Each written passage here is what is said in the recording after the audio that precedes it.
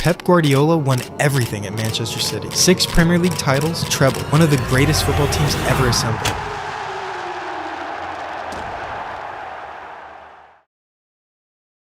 I said yesterday I felt I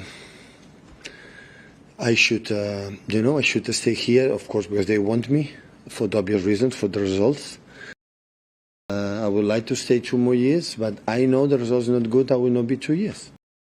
No, every time I sign the contract for the first, okay, the last 2. And after we signed the contract, I said, okay, the last 2. And still we are here. So at the end, so honestly, I think right now myself and my staff and my friends, I think we deserve to be here. For the final time, as the manager of Manchester City Football Club, please welcome the greatest manager in the land and all the world, Pep Guardiola!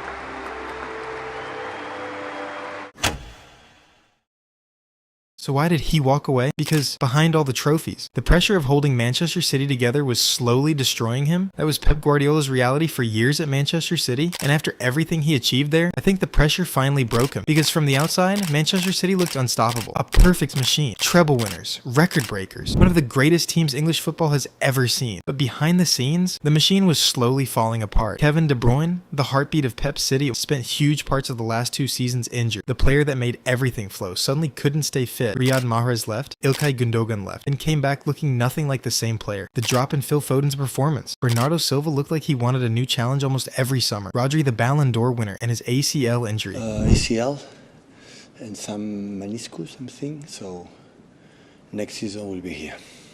So this you season don't even think it'd be in July? Or? This season is over.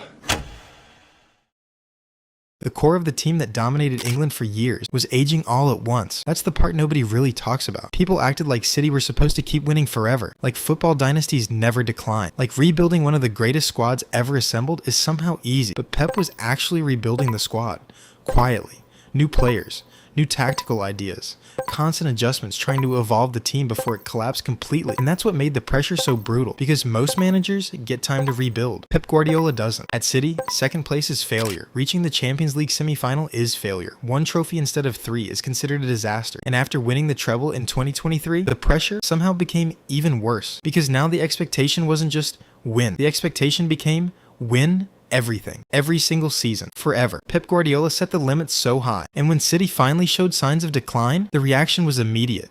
Suddenly, Pep was finished. Suddenly, the system didn't work anymore. Suddenly, people questioned everything he built. After 6 Premier League titles and a treble, 1 difficult season was enough for people to turn on him. But the pressure on the pitch was only part of the story, because hanging over the entire club was something much darker: the financial charges. Manchester City are facing over 100 Premier League financial charges linked to alleged rule breaches spanning almost a decade. The case has dragged on for years, with constant speculation about what could happen next, and whether City are eventually cleared or punished.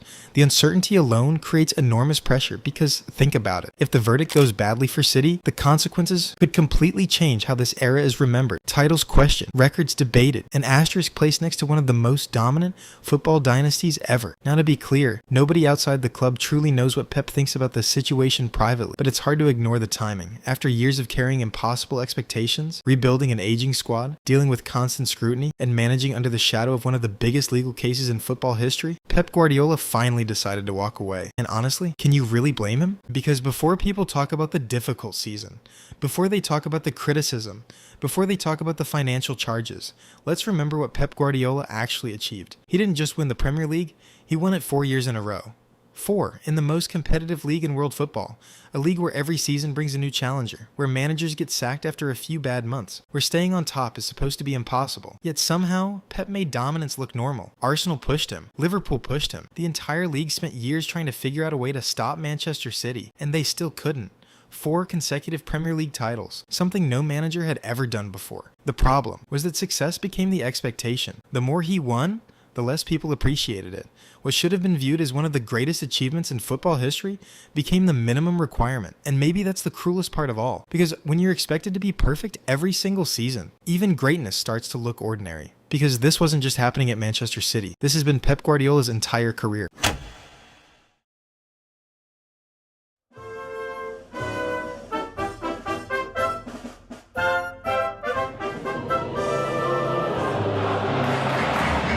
At FC Barcelona, win everything or you fail. When it comes to Barca, it didn't matter that he built one of the greatest teams football has ever seen. It didn't matter that he won Champions League. It didn't matter that he changed the sport forever. The expectation was always the same. Win again. Even at the peak of his success, the pressure never disappeared. At FC Bayern Munich, the league wasn't enough. Where's the Champions League?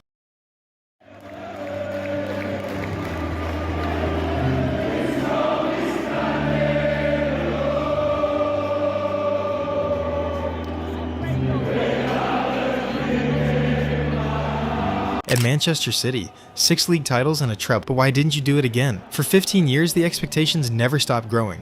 There was never a moment where football looked at Pep Guardiola and said, "You've done enough, you can breathe now." Never. And eventually, that kind of pressure changes you. Go watch Pep's press conferences from 2018 and compare them to recent years. Early Pep looked energized, passionate, animated, a man obsessed with football in the best possible way. Later, Pep looked exhausted, tired eyes, short answers, defensive body language. Hi, Pep.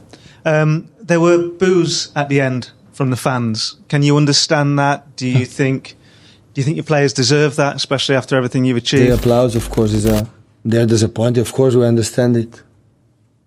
They have done it properly. Sorry? You wouldn't expect that after the success you've had here. The people come here not to remember the success in the past. Come here today, see the team win and perform well, and they have to do. Of course, they are completely right to express what they feel. Absolutely. Hi, Pep. Sorry to go off topic, but you've got a cut and apparently some others. Yeah. With my finger here. With my nail. That's fine. I want to hurt myself, yeah. Good night. It'll be okay. There was even a moment in one press conference where a journalist asked him a simple question about City's form, and Pep just paused. For a few seconds he said nothing, and somehow that silence said everything. For the first time in his career, he didn't look like a genius obsessed with winning. He looked tired, like someone carrying the weight of an entire football empire on his shoulders every single day. And I think the combination of impossible expectations, an aging squad falling apart, the pressure of rebuilding in real time, and the constant shadow of those financial charges, finally pushed Pep Guardiola past his. He didn't leave because he suddenly became a bad manager. He left because after years of carrying the pressure of modern football at the highest possible level, there was simply nothing left to give. And maybe that's the real tragedy of Pep Guardiola at Manchester City. Not that the winning stopped, but that the pressure of staying at the top eventually consumed the man who built it all. Drop a comment. Do you think the financial charges played any role in his decision to leave? And if you enjoyed the video, subscribe to Void Dose. New videos every week.